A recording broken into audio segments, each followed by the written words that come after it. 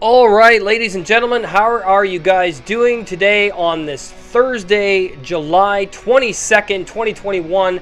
Thank you for joining me here tonight for another metallic episode of Music of Destruction. Bringing you guys the very best in metal related content right here on YouTube on one of the only metal channels you need. If you guys missed anything in the past week, click that eye in the upper right corner of the screen. You can get caught up on all my latest videos. I'd really appreciate it. If you want me to review anything, make suggestions in the comment section below. Thank you for over 1,000 subscribers. I appreciate you. No slam, deathcore, metalcore, or modern tech death. And remember, subscribe, turn on that notification bell so you get notified whenever I post a new video. You're looking at one of the hardest working channels in the niche of metal here on YouTube, and no one's going to quite give it to you the way I do here at Music of Destruction. Welcome to Top 15 Thursdays here on the channel once again. Tonight we're going to Ireland for my top 15 Irish metal bands, and this one was a very difficult list to put together. Taken me a few weeks to amass my list of favorite bands from this region of the world, but nonetheless, here we go. Number 15, we have Devolted with Broken Kings, released in 2016 independently. This is heavy thrash metal, and I did just recently listen to this a couple days ago. It is a bit too clean for my liking, but I like the direction they went in on this album. It's powerful, it's emotional, it's convicted, you can tell it's authentic. Just a little bit too clean for my liking. Nonetheless, Devolted's Broken Kings is still an album that is worth you guys taking a look at. Number 15, Devolted's Broken Kings. Coming in at number 14, Gravefields with Embrace the Void, released in 2019 on Redefining Darkness Records. Death black metal, very dissonant, very cosmic sounding stuff here, but again, a little bit of a cleaner production that I don't mind, but I find that a lot of bands lose the impact of the metal itself when the production's too clean. Maybe I just love raw black metal and raw death metal too much, and I love that old school 80s production. This unfortunately doesn't have it. Nonetheless, Gravefields Embrace the Void is still a good album. It's very dark, it's very ominous, but it's also got some technicality to go with that black death metal attack. It's a decent album. Number 14, Gravefields Embrace the Void. Coming in at number 13, Bacterium with Sunt, Lacrymae, Rerum, released in 2020 on Fuck Yoga Records. This is funeral doom metal, but very sewer-like funeral doom. Very disgusting, very putrid, very slime-filled, and you can hear that in the production. This is almost like being flushed away, melted into a pile of fucking sludge and slime and decay. Very morbid, very fucking slow moving and sludgy, but also very emotional and atmospheric. Bacterium, Sunt, Lacrymae, Rerum, definitely an album I'm going to find. Fuck Yoga Records seems to be a good label, and Bacterium is a band you don't want to miss. Number 13, Bacterium, Sunt, Lacrymae, Rerum. Coming in at number 12, Animator with Blacklisted, released in 2013 on EBM Records. This is the new wave of thrash metal. Very powerful stuff here in the vein of Havoc, Power Trip, and bands like that, Toxic Holocaust, but has its own Irish take on thrash metal. I really love this album. It's powerful and convicted, emotional, nuanced, varied.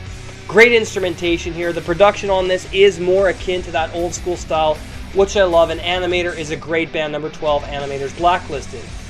Coming in at number 11, Corrosa with Chalice Burner, released in 2019 on Paranoid Beast Records. Sludge doom metal in the fucking vein of Acid Bath and I Hate God. Very psychedelic, very misanthropic, very nightmarish inducing. Lots of those psychedelic acid trip guitar riffs, overtones and dissonance happening here with a very strong atmosphere that gives sludge doom metal such a fucking good name for itself. You can definitely tell these guys were influenced by the bands of the Louisiana Bayou. Number 11, Corrosa with Chalice Burner. 12, Decayer with Recurring Times of Grief, released in 2009 independently. Death doom metal done right. I really enjoy this album. Rawer production, very atmospheric, dark, slow, but also has some death groove in there that gives it a very unique atmosphere and also a very unique presence. Very emotional and powerful. Obviously a grief-ridden, depressive album, but has enough of that death metal to make it a little bit more upbeat, if you could even call death metal upbeat to begin with. But yeah, number 10, Decayer, Recurring Times of Grief. Coming in at number 9, the band playing in the background, both on the screen and in the audio, we have Graveyard Dirt for Grace or Damnation. Released in 2010 on Ashen Productions. Doom death metal, and I do hear a lot more doom metal in this than I hear death metal, but definitely a very depressing, macabre, decaying, fucking sounds like you're in a crypt in a mausoleum, just decaying beneath the earth. Very cataclysmic atmosphere here. Very sounds like you're in the catacombs type thing with that production. I know I'm, you know, making up words in some places, but whatever. This is an amazing fucking album. Graveyard Dirt for Grace or Damnation. One of those albums I have to have. I love the atmosphere on this, and you just have to listen to it. It's very depressing though, so if you don't like Funeral Doom, which is what this borders on, you're not going to like Graveyard Dirt. Coming in at number 8, Steel Tormentor with Return of a King, released in 2010 on Nephilim Records. This is traditional heavy metal, man. In the vein of Dio, Metal Church, Iron Maiden, Judas Priest, all that great stuff. Even I hear some Diamond Head in here. I hear some Satan in here, which, yes, is a traditional heavy metal band. But this has its own unique Irish take on things, like every band in this list.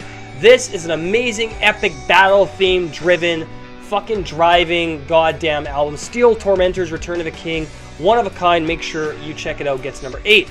Coming in at number 7, Automated with World Without Flesh, released in 2013 on Slaney Records. Crossover thrash, man. Got that awesome hardcore edge to it with that Suicidal Tendencies DRI influence, and I absolutely love this album. World Without Flesh has kind of like a really dark death metal atmosphere to it, but it's not death metal, but definitely has some of those themes. It's a very decaying album as well, and absolutely amazing. Number 7, Automated, World Without Flesh. Coming in at number 6, Genuflection with Veil, released in 2020 on Kane Records. This is more doom death metal, but leaning a lot more to putrid funeral doom metal, with a very decaying, macabre atmosphere of isolation, solitude, being buried alive, depressing and solitary stuff going on here.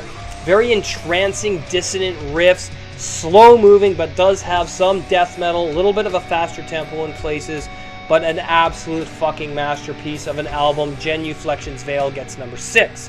Coming in at number 5, Ground of Ruin, Cloaked in Doctrine, released in 2008 independently. This is death thrash metal. Absolutely awesome stuff here. Very political in nature in a lot of ways. It talks about a lot of the stuff that's been going on in the world. Very emotional, passionate, convicted. Very thrashy and deathy in places.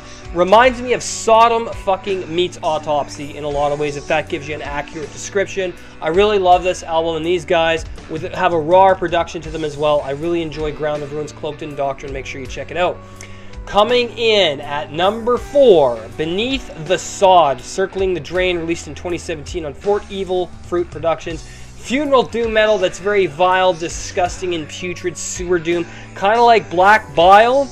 If you guys know Colossal Meditation, you're going to know this album. It's got that same aesthetic going on.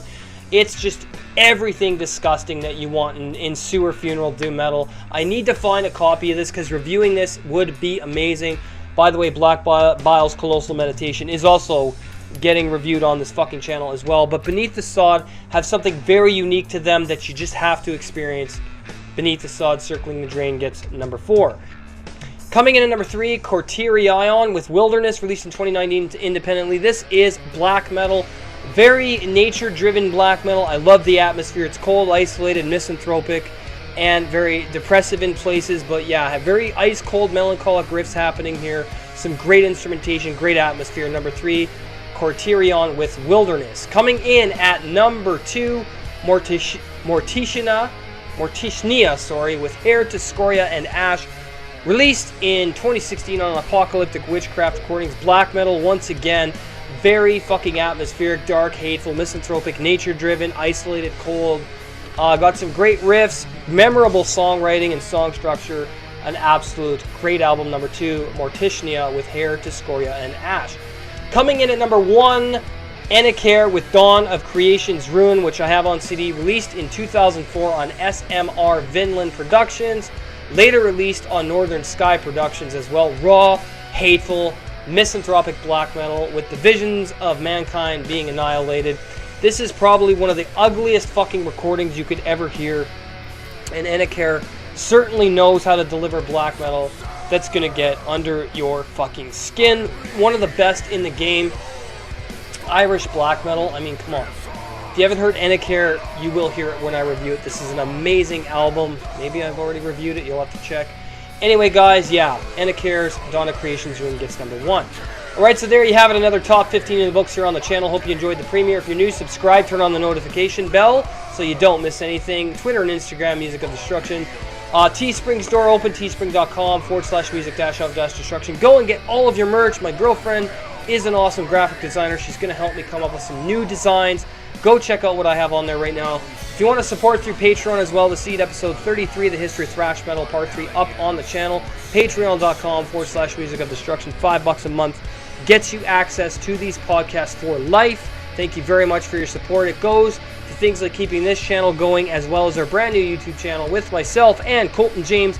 Beyond the Big Screen movie and game review. We're shooting for a September 5th debut for our first movie review. It's going to be awesome. Can't wait to show you guys, but let's check out a clip of what you can expect.